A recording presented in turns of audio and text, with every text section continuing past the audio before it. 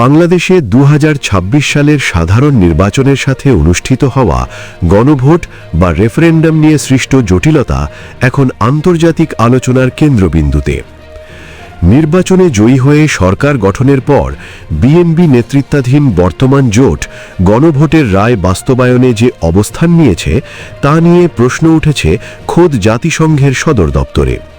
সেখানে এক সংবাদ সম্মেলনে বাংলাদেশের বর্তমান রাজনৈতিক পরিস্থিতি এবং সম্ভাব্য সাংবিধানিক সংকট নিয়ে জাতিসংঘের অবস্থান পরিষ্কার করা হয়েছে। মূল প্রতিবেদন। News body.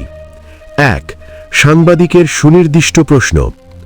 নিউ ইয়র্কে আয়োজিত জাতিসংঘের নিয়মিত প্রেস ব্রিফিংয়ে টাইম টেলিভিশনের সাংবাদিক ইকবাল মাহমুদ বাংলাদেশের সমসাময়িক রাজনৈতিক পরিস্থিতি অত্যন্ত গুরুত্বের সাথে তুলে ধরেন।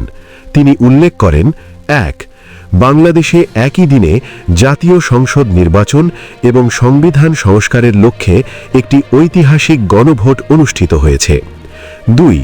নির্বাচনে জয়লাভের পর বর্তমান সরকার জনগণের সেই রেফারেন্ডাম বা গণভোটের রায় বাস্তবায়নে অস্বীকৃতি জানাচ্ছে। ৩.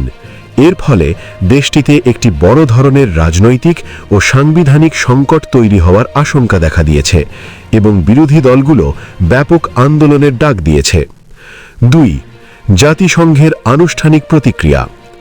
সাংবাদিকের এই উদ্বেগজনক প্রশ্নের জবাবে জাতিসংঘের মুখপাত্র বাংলাদেশের অভ্যন্তরীণ রাজনৈতিক পরিস্থিতির সমাধান হিসেবে সরাসরি কোনো পক্ষের সমালোচনা না করে সাংবিধানিক কাঠামোর ওপর বিশেষ জোর দিয়েছেন।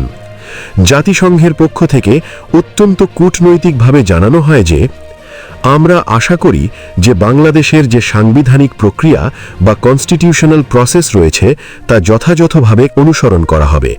একই সাথে আমরা আশা করি যে দেশটির সকল রাজনৈতিক দল এই সাংবিধানিক কাঠামোর প্রতি পূর্ণ শ্রদ্ধা প্রদর্শন করবে। বিশ্লেষণ ও উপসংহার। জাতিসংঘের এই বক্তব্য থেকে এটি স্পষ্ট যে তারা বাংলাদেশের অভ্যন্তরীণ বিষয়ে সরাসরি হস্তক্ষেপ না করলেও জনগণের রায় এবং সাংবিধানিক ধারাবাহিকতা রক্ষার বিষয়ে অত্যন্ত সচেতন। আন্তর্জাতিক মহলের মতে গণভোটের রায় উপেক্ষা করা হলে তা দীর্ঘমেয়াদে বাংলাদেশের ডেমোক্রেটিক স্থিতিশীলতাকে চরম ঝুঁকির মুখে ফেলতে পারে। এখন দেখার বিষয় বর্তমান সরকার জনগণের এই রায়ের প্রতি সম্মান জানিয়ে পরবর্তী কী পদক্ষেপ গ্রহণ করে। আমি কি আপনার এই স্ক্রিপ্টটির জন্য একটি ছোট এবং আকর্ষণীয় শিরোনাম লিখে দেব?